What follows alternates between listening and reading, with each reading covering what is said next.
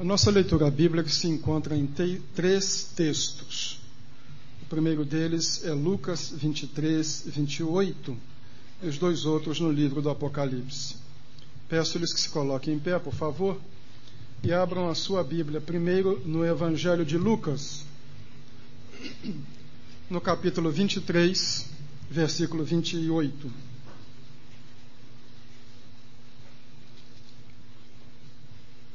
Em Lucas 23, 28, Jesus está caminhando para o Gólgota, onde será crucificado.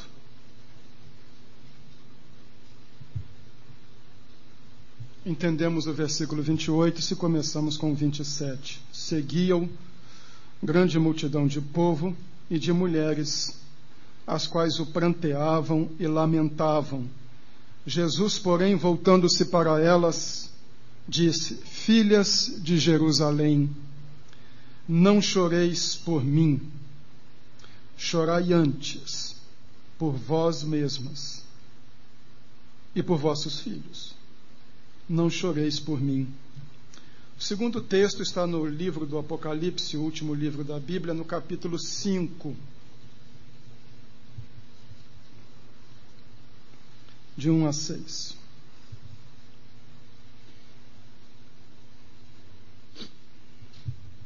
Vi na destra do que estava sentado sobre o trono um livro escrito por dentro e por fora, bem selado com 7 selos. Vi também um anjo forte clamando com grande voz: quem é digno de abrir o livro e de romper os seus selos? E ninguém, no céu, nem na terra, nem debaixo da terra, podia abrir o livro, nem olhar para ele. E eu chorava muito, porque não fora achado ninguém digno de abrir o livro, nem de olhar para ele. Então disse-me um dentre os anciãos: não chores. Eis que o leão da tribo de Judá, a raiz de Davi, venceu para abrir o livro e romper os seus 7 selos. Nisto vi, entre o trono e os 4 seres viventes, no meio dos anciãos, um cordeiro em pé, como havendo sido morto, e tinha 7 chifres e 7 olhos, que são os 7 Espíritos de Deus enviados por toda a terra. Vale a pena ler o versículo 7. E veio e tomou o livro da destra do que estava sentado sobre o trono. O último texto, no capítulo 21, no versículo 4.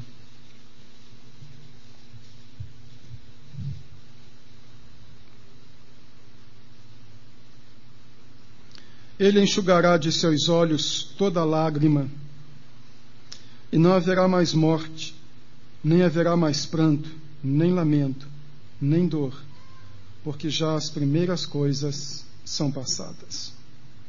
Queiram sentar-se, por favor.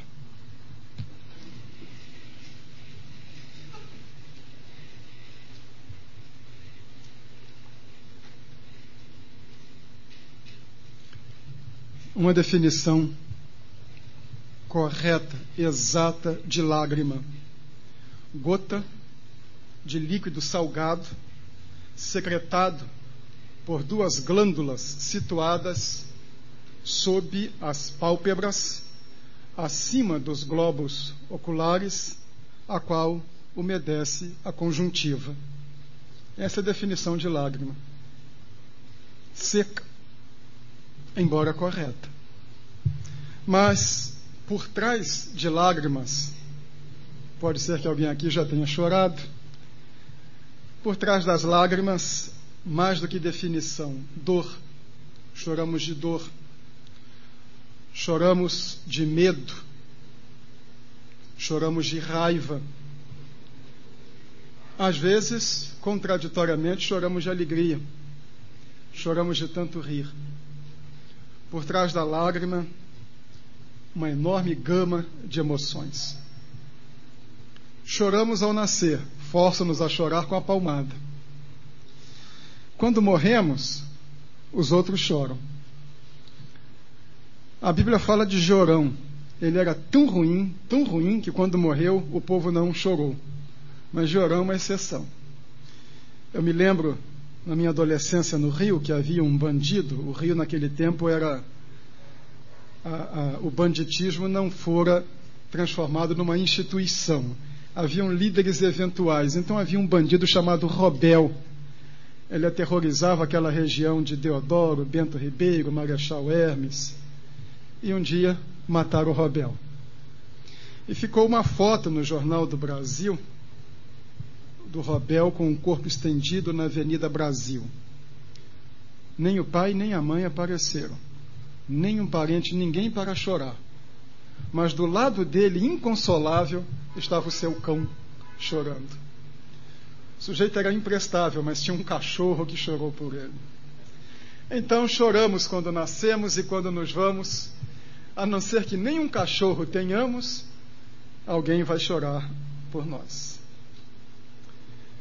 Escolhi 3 textos. 2 deles explicitamente falam para não chorar. E o último fala da impossibilidade de chorar, porque diz que Deus enxugará a lágrima. Vou lhes fazer uma confissão. Eu sonhei que estava pregando este sermão.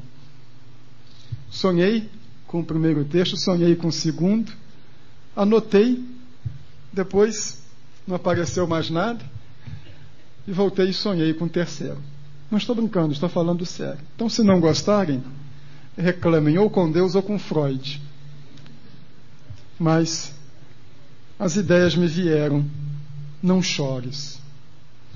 O primeiro texto, Lucas 23, 28. Jesus, porém, voltando-se para elas, disse: Filhas de Jerusalém, não choreis por mim. Esta é a primeira ideia da nossa mensagem. Não chorar pelo crucificado. É óbvio que o drama da cruz desperta uma profunda comoção em quem leia esta história. É preciso que a pessoa seja muito insensível para não se sentir comovida. Eu me lembro quando, com 15 anos de idade, descobri o Evangelho, comecei a ler a Bíblia. Cada vez que eu lia o relato da crucificação, as lágrimas me vinham aos olhos. E ainda hoje, cada vez que leio esta história, eu fico impressionado. Mas a palavra de Jesus é bem clara: Filhas de Jerusalém, não choreis por mim. Não era ele quem estava mal. Não era por ele que se devia chorar. Chorai antes por vós mesmas e por vossos filhos.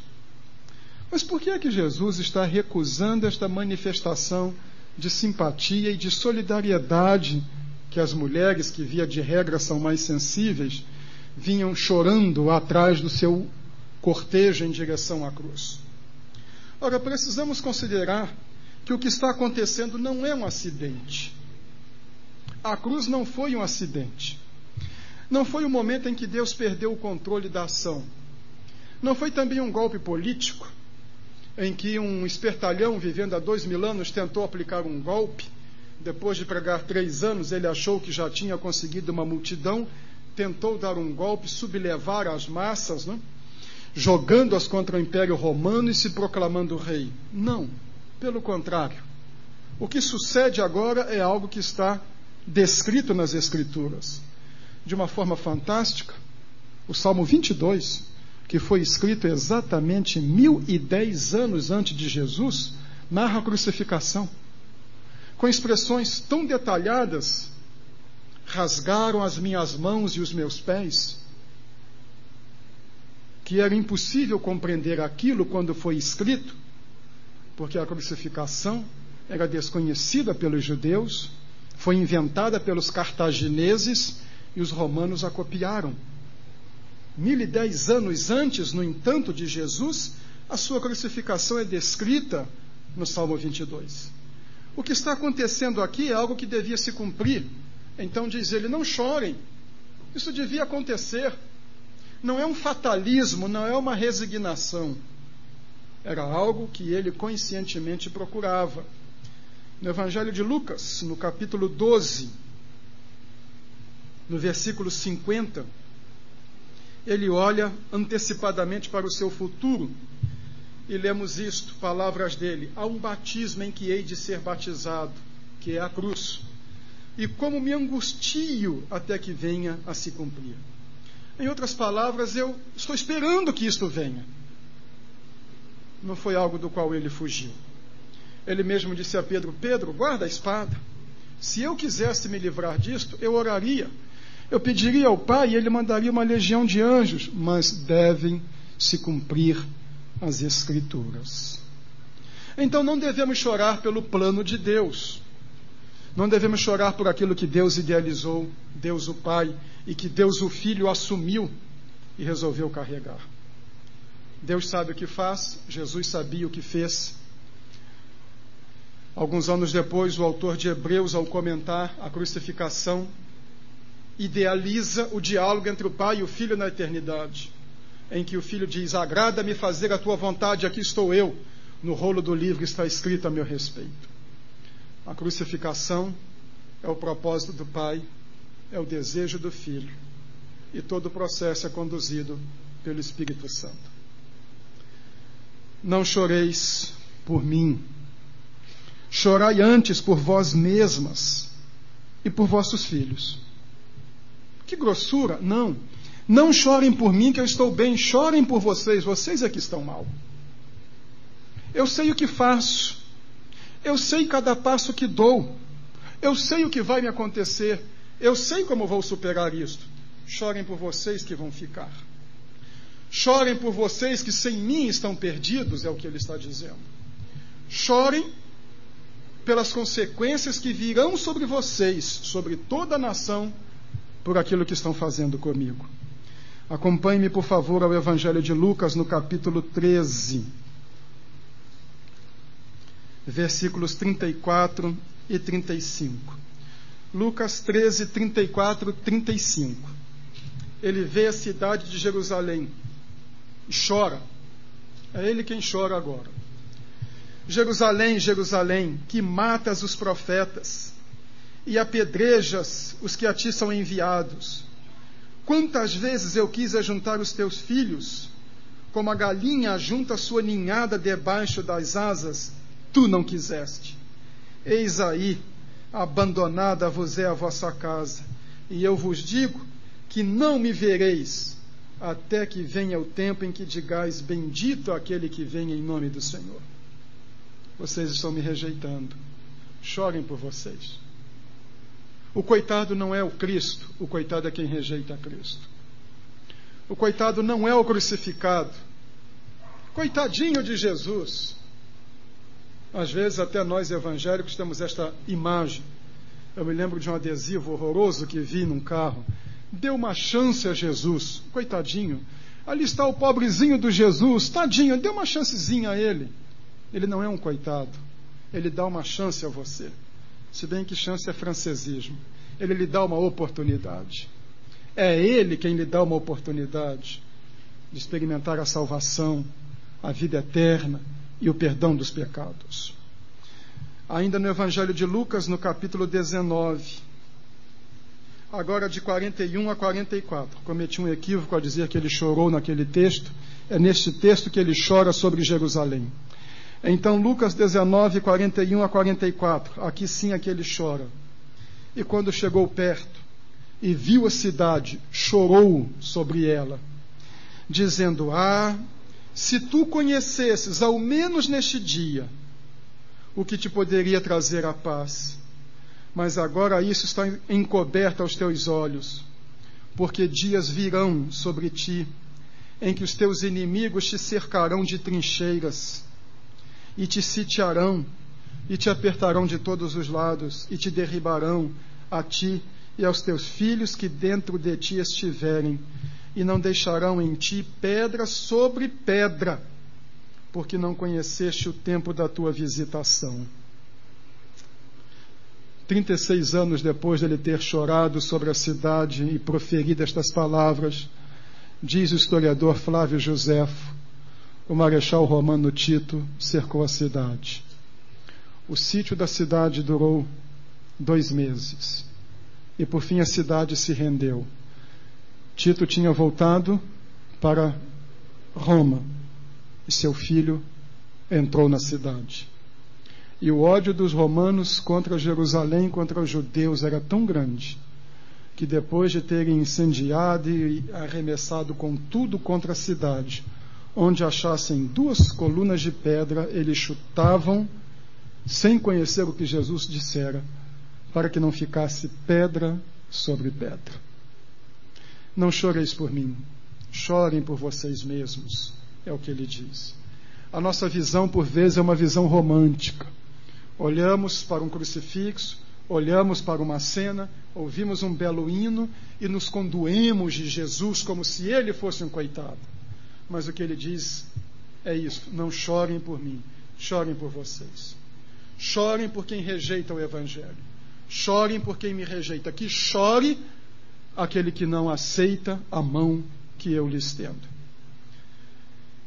A rejeição é uma atitude de desprezo. Isso não diminui, mas inviabiliza a vida de quem o rejeita, de quem o despreza. A resposta é severa. Evangelho de Lucas, capítulo 21, de 22 a 24. Jesus descreve o cerco da cidade. Ele sabia o que aconteceria 36 anos depois. Lucas 21, de 22 a 24. Dias de vingança são estes, para que se cumpram todas as coisas que estão escritas. Ai das que estiverem grávidas e das que amamentarem naqueles dias. Sim, uma mulher grávida, uma mulher amamentando, tem dificuldade para fugir num campo de batalha, porque haverá grande angústia sobre a terra e ira contra este povo, e cairão ao fio da espada, e para todas as nações serão levados cativos, e Jerusalém será pisada pelos gentios, até que os tempos destes se completem. 36 anos depois, isto se cumpriu. E esta expressão dele, Jerusalém será pisada pelos gentios, até que os tempos destes se completem, se cumpriu. E até 1967, até 35 anos e meios atrás, Jerusalém ainda era uma cidade dominada pelos gentios. Mais de 1.900 anos pisadas por estrangeiros. Qual é a lição desta primeira palavra, não chorar pelo crucificado? É que ele não é um coitado, não é um indigitado. E quando nós o rejeitamos e não aceitamos, nós não diminuímos e nem minimizamos o seu valor. Mas nós chamamos sobre nós juízo. E nos textos lidos, todos eles, palavras de condenação de Jesus. É severa a ação de Deus contra quem rejeita Jesus. Que não se chore por ele, que se chore por quem o rejeita. Vamos ao nosso segundo texto. João está banido na ilha de Patmos. Estamos no ano 90 da nossa era. Ele era um adolescente quando o episódio da cruz aconteceu. Deveria estar entre os 19 e 20 anos. Agora ele é o último dos apóstolos. Todos os outros morreram. O Império Romano o confina numa ilha vulcânica, lá como os Açores portugueses, para impedir a sua influência sobre os cristãos. Ele tem uma visão que ele narra nesta linguagem cifrada, que é o Apocalipse. E numa dessas visões ele vê um livro. Mas um livro. Mas não é um livro qualquer. O livro está escrito de 2 lados, por dentro e por fora. Os livros eram em rolo, um rolo de pergaminho, desta maneira, e se escrevia por dentro. Mas o livro tinha muito assunto. Estava escrito dos 2 lados. Quando um livro era enviado a alguém, punha-se um selo como autoridade real para que ninguém o abrisse. Este tinha 7 selos. Ninguém podia abrir. E um anjo pergunta: quem é digno de abrir o livro e de romper os seus selos? E ninguém no céu, ninguém lá no céu, e nem na terra, e nem debaixo da terra, no mundo dos mortos, podia abrir o livro, nem sequer olhar para ele. Que livro é este? É o livro da história dos homens. É o livro da história da raça humana. É o livro dos desígnios de Deus com a humanidade. Ninguém pode entender, ninguém pode abrir, ninguém pode interpretar. Ninguém conhece a história, ninguém sabe como ela vai terminar. E João fica perplexo. Ele começa a entender as coisas que Deus está mostrando e, de repente, um bloqueio. Não é possível ir além disto.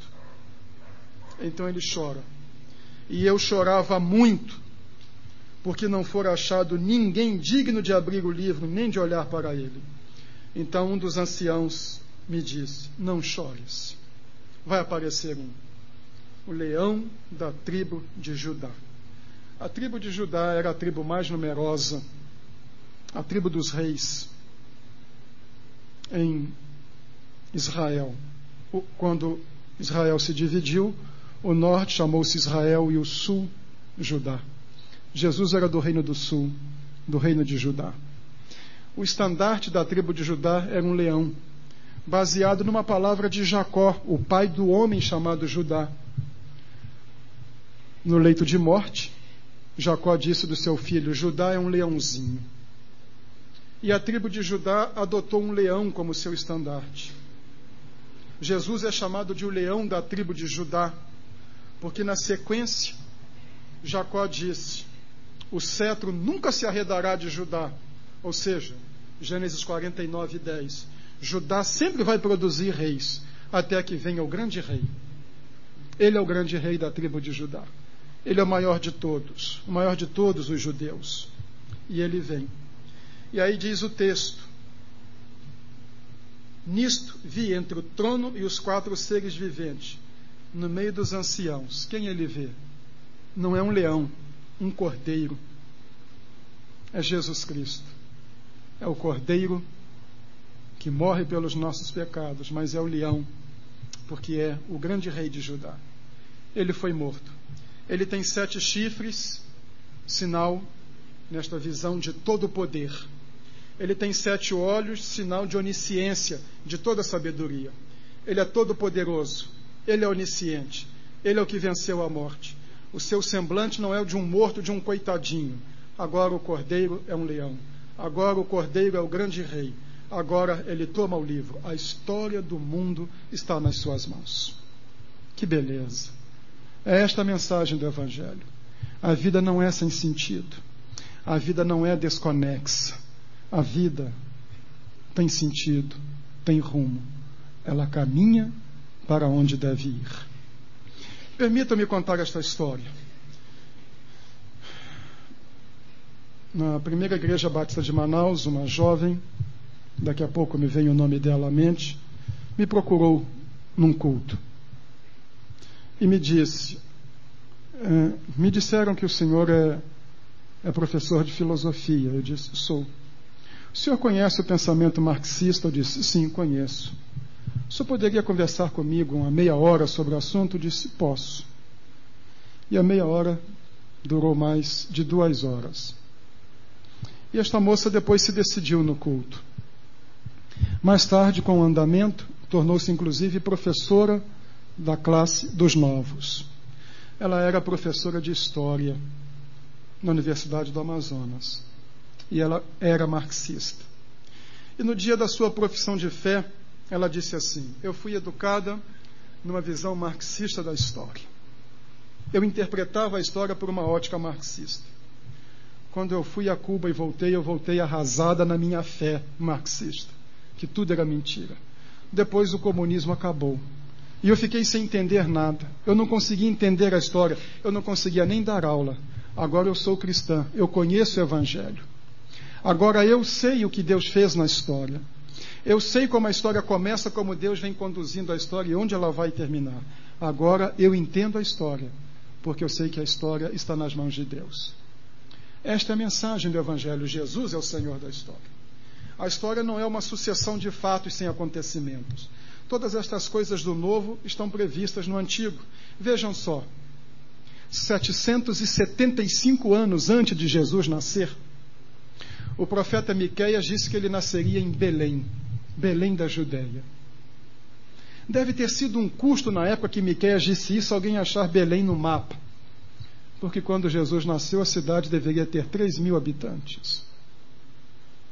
Muito bem. Algumas semanas antes de Jesus nascer, sua mãe está grávida dele, mas ela está a pelo menos 300 quilômetros de distância de Belém. Vejam só. E ainda não se inventou uma maneira das crianças nascerem longe das mães. As crianças nascem onde as mães estão. Então não vai se cumprir a Escritura, que o Messias nasceria em Belém. Aí lá em Roma, um rei pagão assina um decreto. Ele não conhece nada de Miqueias e nunca ouviu falar de Miqueias. E nem lhe passa pela cabeça que tem uma judiazinha chamada Maria e um pai, um judeuzinho chamado José, e a Maria está grávida e vai dar à luz. Ele assina um decreto dizendo o seguinte: todo mundo tem que voltar à cidade onde nasceu para fazer um recenseamento. Eu teria que voltar lá em Tomás Coelho, bairro do Rio de Janeiro. Eu nasci num bairro com meu sobrenome. E nasci na Vila Gomes Coelho. Teria que voltar à minha cidade natal para fazer o registro. E então, uma mulher grávida, em adiantado estado de gestação, vai fazer uma viagem de 300 quilômetros no lombo de um jumento. E aí vai se cumprir a Escritura. Isto é fantástico. O que acontece é desígnio de Deus. E aquela pessoa que comprometeu a sua vida com Cristo tem esta certeza: minha vida é dele. A história está nas mãos dele. E a história vai terminar como ele deseja que termine. Nós olhamos para o mundo em redor e ficamos com receio. Vai haver guerra do Iraque, vai aumentar o preço do petróleo. Qual vai ser o reflexo no meu bolso? Como é que vai ser esta mudança de costumes para onde o mundo segue? 30 anos atrás, insinuar a homossexualidade de uma pessoa, ele caía morto de brigar. Hoje, o sujeito é elogiado e enaltecido em televisão. Artista medíocre que fazia um personagem fuleira de segunda categoria num programa humorístico, mas morre, então é endeusado. Hoje se torna motivo de orgulho. Para onde vai o mundo com todos esses costumes? Ouvimos falar de uma jovem que toma participação no assassinato dos pais. Depois ouvimos falar de pais que jogam filho pelo vidro de carro de passante. Para onde vai esse mundo? Podemos ficar com receio. O mundo vai para onde Deus determinou que vai, e vai terminar nas mãos de Deus. Nós olhamos para a história, me permitam isto. Já citei isso tantas vezes, nós somos testemunhas oculares. Fomos testemunhas oculares do fim do maior império mundial de todos os tempos, o Império Comunista. 13 fusos horários. O sol nunca se punha sobre o território comunista. E quando Deus achou que era hora de acabar, acabou. De dentro para fora. Olhem para a história. Onde estão os adversários do cristianismo? Todos acabaram. Ficamos hoje com medo do Islã? Vai acabar. Tivemos medo da cortina de ferro, da cortina de bambu, da cortina de miséria que é Cuba. Todas estas coisas vão acabar. Só há uma verdade que permanece para sempre: o nome de Jesus Cristo. O Evangelho de Jesus. Há sentido na vida. Ele tem a vida nas mãos. Não chores. Ele vem e pega o livro da história dos homens na mão. Ele tem a vida da humanidade nas suas mãos. Eu vim para que tenham vida, diz ele em João 10:10. E quem põe a vida nas mãos de Cristo tem esta certeza: não precisa chorar. As coisas terminarão como ele deseja. Não chorar pelo crucificado, não chorar pelo sentido da história. E por último, não chorar na eternidade. 21, versículo 4. Os 2 últimos capítulos são os capítulos que nós dizemos depois da história. A história acabou. Agora é o que os teólogos chamam de meta-história, a vida depois da história. Capítulos 21 e 22. Uma descrição da vida na eternidade. E esta promessa: Ele enxugará de seus olhos toda lágrima, e não haverá mais morte, nem haverá mais pranto, nem lamento, nem dor, porque já as primeiras coisas são passadas. De todas as promessas da Bíblia, esta é uma das mais carinhosas. Alguém contou as promessas da Bíblia, devia ter bastante tempo. Achou um número de promessas suficiente para uma pessoa que viva 70 anos, use uma por dia e não volte a repeti-la. Dá para viver 70 anos usando uma promessa da Bíblia cada dia. Mas de todas as promessas, esta, sem dúvida, é uma das mais carinhosas. Ele enxugará de seus olhos toda lágrima. É um gesto terno, um gesto de carinho. É o novo tempo de Deus depois da história. Passou tudo. Não é mais tempo de choro. Não é assim que a gente faz com criança? Ela cai, rala o joelho, se esfola, e a gente vai lá, enxuga as lágrimas e diz: não chora, porque já passou, já acabou. É a criança que acorda chorando de noite no meio de um pesadelo, a gente vai lá, abraça a criança e diz: olha, não chora, era um sonho mau, acabou tudo. É isso que ele faz. Ele enxugará de seus olhos toda lágrima, e não haverá mais morte, nem haverá mais pranto, nem lamento, nem dor, porque já as primeiras coisas são passadas. E agora o Pai fala. E o que estava sentado sobre o trono disse: eis que faço novas todas as coisas. Escreve, porque estas palavras são fiéis e verdadeiras. Não é mais tempo de choro, é tempo de vida com Ele. E quando se vive com Deus, as lágrimas são secadas por Ele. Já provamos isso aqui. Por mais difícil que seja a situação, e por mais forte que seja a dor, Ele seca as lágrimas. Já chorei de dor, já chorei de sofrimento, já sofri tanto que pensei em deixar de ser pastor, em largar tudo. Não larguei por 2 motivos. Primeiro, porque o compromisso maior é com Jesus Cristo. E depois, por causa do apoio moral da família. Mas quem nunca chorou? Quem nunca se sentiu tão arrasado que teve vontade de morrer? Já teve essa experiência? Eu queria morrer. De tanta dor, de tanta frustração. Mas essas coisas são passadas. O Espírito conforta, consola. E um dia, quando nós descobrimos, estamos cantando de novo. É aquela palavra lá do livro de Cânticos: passou a chuva, cessou o inverno, é tempo de cantar. Aparecem as flores na terra. Quando menos esperamos, as flores voltam. Isso é obra de Deus. Mas o Deus que enxuga as lágrimas aqui, lá nem permite que elas sequem, que elas surjam. Já vem com um lenço. É lugar de encontro com Deus. Interessante, sabem que aparece uma nova cidade a partir do versículo 9, a Nova Jerusalém. Sabe que nenhum arquiteto comunista conseguiu o que Deus fez aqui. A única cidade do mundo sem templo, de igreja nenhuma. 21, 22. Nela não vi santuário. Que interessante, né? O construtor de Brasília, Niemeyer, não queria espaço para templo. A Igreja Católica brigou e conseguiu, na Praça dos Três Poderes, colocar o 4º poder, a igreja. E só havia um terreno para uma igreja protestante, que era a Memorial Batista de Brasília, que deu uma parte depois para a Presbiteriana Nacional. E assim mesmo ainda ficou com 36 mil metros quadrados. Podia ceder algum para nós. Mas a ideia era não dar espaço para a igreja. Eu organizei uma igreja numa cidade satélite, Sobradinho. Nós funcionávamos numa sala de aula, porque não havia terreno para a igreja, não havia previsão. Depois conseguimos mudanças na lei. Mas aqui é uma cidade construída por Deus, e não vi santuário. Mas por quê? Deus faz uma cidade sem templo. Porque o templo é o lugar de encontro com Deus.